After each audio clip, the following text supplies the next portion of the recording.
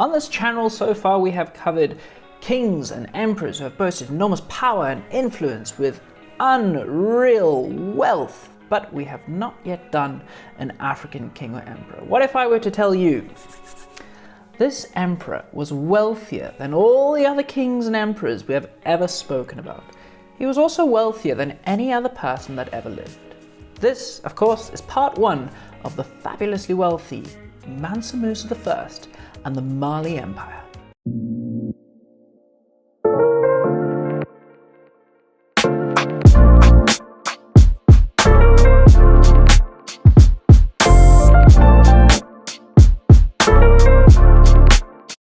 To put things into perspective for you, the Vanderbilt family had $6 billion, Gates 132, Bezos 177, Elon Musk, the South African who is now an American, $264 billion. Currently, he is the wealthiest person alive at the moment as of May 2022. The only person that gets close to him is Rockefeller, who had $389 billion before he was told that he had to divide his financial empire. Our man, Mansa Musa, who lived over 700 years ago before modern economies, was worth $400 billion. Let me say that again. $400 billion. He had the personal wealth that was unreal. He was richer than most countries. While you're here, please consider liking, commenting, and most importantly, subscribing. Now, who was this billionaire? He was the ruler of the Malian Empire from around 1312 AD to 1337 AD. He was incredibly wealthy. It is almost inconceivable. If you stack $1 billion in $100 bills on top of each other, it would reach 10,000 foot tall. Now, Mansa Musa didn't only have 1 billion, he had 400 billion. So if you stack $100 bills on top of each other, it would reach the height of 1,219 kilometers high. That's nearly the same distance if you drive a car from Paris to Madrid. Now, Musa was a man whose life was built on gold. As emperor, he owned half of the ancient gold reserves. Half of them were his. Whilst going on Hajj from Mali to modern-day Mecca in 1324, he passed through Cairo and he spent so much money there in gold, it caused the price of gold to crash and it crippled the Egyptian economy for the next 10 years. Now, there are many oral histories of the Malian Empire, and there are only a few reliable written sources of that time. Musa, we know, was born in West Africa as a prince, and he inherited his title as Mansa, which means king, from his enormously wealthy family, and he expanded its boundaries into an eye-wateringly large empire for the day. Well, Europe was in the Middle Ages, peasantry and warfare reigned, but Mansa Musa managed to build a cultural powerhouse of an empire that would outgun and outspend any superpower of the day in the entire known world. He was indeed a legendary individual for his time. It is a fact that unfortunately he has been overlooked throughout history. I only found out about him a few years ago. Since then, there's been a real surge of Musa information coming to life. This is, of course, the tall tales of the richest person that ever walked the earth. Now let's start getting into things. He was born in 1280 AD to the ruling tribe of the Malian Empire. But if we're going to look at Mansa Musa's family, we actually don't need to start with him. We need to start a little bit before him, in the 13th century, right at the beginning of the 13th century, with the real creation of the Malian Empire. By 1230, about 50 years before Mansa Musa was even born, West Africa was dominated not by the Malians, but by the Ghanaian Empire. It was the largest empire of its day in Africa, and it was founded in the 6th century. However, it was getting weaker and weaker as time was going on. Sure, it was large, but by no means was it as strong as it used to be. It was almost ready to collapse. Musa's great uncle decided to send this empire into turmoil and ensure its demise. He, Musa's uncle, was called Sundiata Keita, which means Lion Prince. His story is a mix of legend and truth because of the oral context.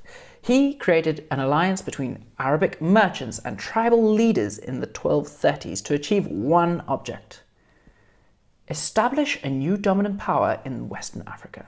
This, in theory, was much easier said than done, because although the Ghanaian Empire was on its last legs, there was already another established kingdom that was poised to take their position, the Kingdom of Soso.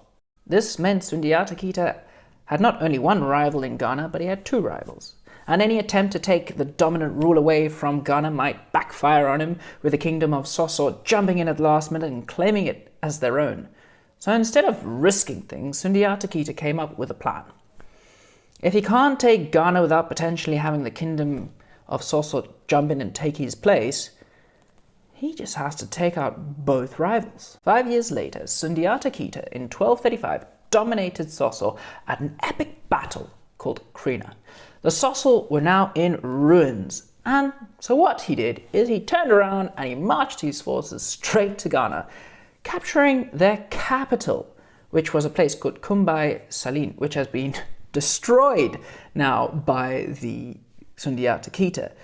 And it ended 600 years of history. He burnt it to the ground, and I, as a historian, can see this as a catastrophe. But from the ashes, he built a new superpower the likes of Western Africa had never seen before. Sundiata Keita's new Western African empire was structured around two things: West African warriors and Arabic traders. And they were all his subjects. The Mansa, Sundiata, had absolute rule, and he was an autocrat. He almost put the Russian Tsars to shame the way he ruled. His word was absolute, and it was final. Only he was allowed to own gold nuggets and every slave. Yes, Africans dealt in slaves, and they were all his personal property. While the national religion was Islam, it was actually closer to a godlike veneration of its leader. The name of the empire, Mali, even means where the king lives. One can see that this seems to be the ultimate dictator. He did everything for a reason, though. He knew it was common that new empires would collapse, especially if he marched around telling all Africa to worship him. So what he did was he started to construct a network of alliances that would be the glue to hold his empire together. I can almost liken it to NATO.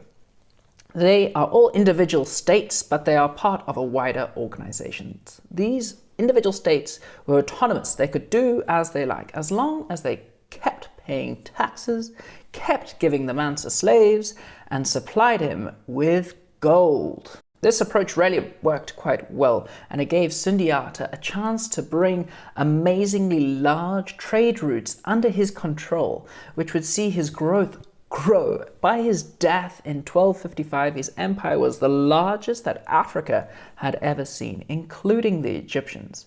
But this superpower of the day was literally an introduction to the real growth of the Malian Empire and its greatest ruler, Mansa Musa. Musa was born into a already well-established and mighty Mali that held control of the trade routes both on the Niger and the Sankarani rivers, which were the main trade routes of that day in Africa.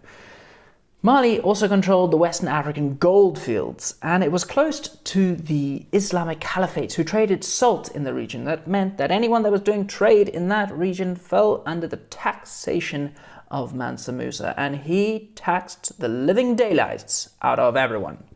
The gold's reserve grew so large in the empire that it was even traded as far as Venice in Italy and the Kingdom of Castile in modern-day Spain. This amazing wealth wasn't just for the king. It actually started to trickle down to Musa's subjects. The traders and villagers in the area at that time noticed that no one was going hungry, and this was quite strange. There was even a semi-unified justice system that worked. Travel between the regions was easy. Now you may be thinking to yourself, well, big whoop. Remember, at this time, Europe was being invaded by a rampaging Mongolian horde. The English were having their own Holocaust. They were fighting the Scots with William Wallace and Robert the Bruce. In the 13th century, Mali was the place to be. Now, I don't want to give you an idea that this was a utopia. At this stage, the river port of Timbuktu was still a real powerhouse and a cosmopolitan city for the day. It was the trading hub from anything from ivory, spices, textiles, slaves. and anything you could get your hands on was traded there. This made the wealthy, and let's be honest, greedy rulers of Mali jealous. But what were they going to be doing about this powerhouse on their doorstep? Well, since the death of Sundiata, Mali's rulers weren't too strong, let's say. Mansa Musa realized he was going to be the one that needed to step up and meet the expectations of his great uncle. So let's actually start talking about this guy. He was born a prince, like I said, but he was never in direct line to become king. The throne actually went to his brother, Mansa Abu Bakr, before him. So how did Mansa Musa end up with the throne? Well, his brother did something that would go down in potentially the biggest facepalm ever. Mansa Abu Bakr was obsessed with the sea. He went to the Atlantic Ocean on the west coast of Africa and was trying to understand what was beyond the horizon. He decided he was going to come up with a plan. But for his plan to work, he needed to get rid of his duties. So he appointed his brother Mansa Musa as regent of the Malian Empire. Abu Bakr then formed a navy of 2,000 ships, and he got on one. I'm sure you know what's going to happen next. He sailed off into the sunset. Not one of the 2,000 ships, nor the 10,000 soldiers and slaves that accompanied him were ever seen again. Some academics think perhaps they made it to the Americas, but there's no archaeological evidence of this. Now back to Mali. Mansa Musa waited a few months for his brother to return. He sent out scouts looking across the horizon, trying to see if they could see anything of the fleet. When they didn't, Mansa Musa crowned himself as Mansa Musa I. Perhaps it's just an opportunistic power grab, a younger brother taking the crown of his elder sibling. Of course, this is the Middle Ages after all. This is also a start of Mali's real rise to greatness. Mansa Musa was top dog in Africa, the biggest fish in the desert, but he wasn't just happy with that, he wanted to compete on a global scale with the known world at the time, which was pretty much North Africa, Europe and Asia. Not too long after gaining the throne, he realized that he needed to raise an army, and he did. He raised an army of 100,000 men and 10,000 horses, only to go conquering the living hell out of everyone and everything around him. Over the next 10 years, he managed to double the size of the Mali Empire. Sorry, let me just say that again. He had the biggest empire already in Africa, and then he doubled its size. Under his rulership, the empire grew, including modern-day Senegal, Gambia, Niger, Mauritania, Mali, Burkina Faso, Ivory Coast, Guinea-Bissau, and Guinea. Yes, those are two different countries. By its very zenith, it stretched 3,200 kilometers from east to west. At this point, the only other larger empire on earth was the Mongolians. To secure his newly conquered territory, he decided to divide his empire up into 14 provinces and gave the rulership of the area to a person called a Faber, which was like a governor. Like his great uncle, he gave them a lot of autonomy and allowed them to keep their way of life, as long as they made sure to keep paying taxes, keep supplying him with slaves, and the biggest thing of all, gold. Get him as much gold as you can. Mansa Musa, being an autocrat, claimed it all for himself. Musa decreed that any golden nugget, that's gold not in the form of dust, should be his personal property.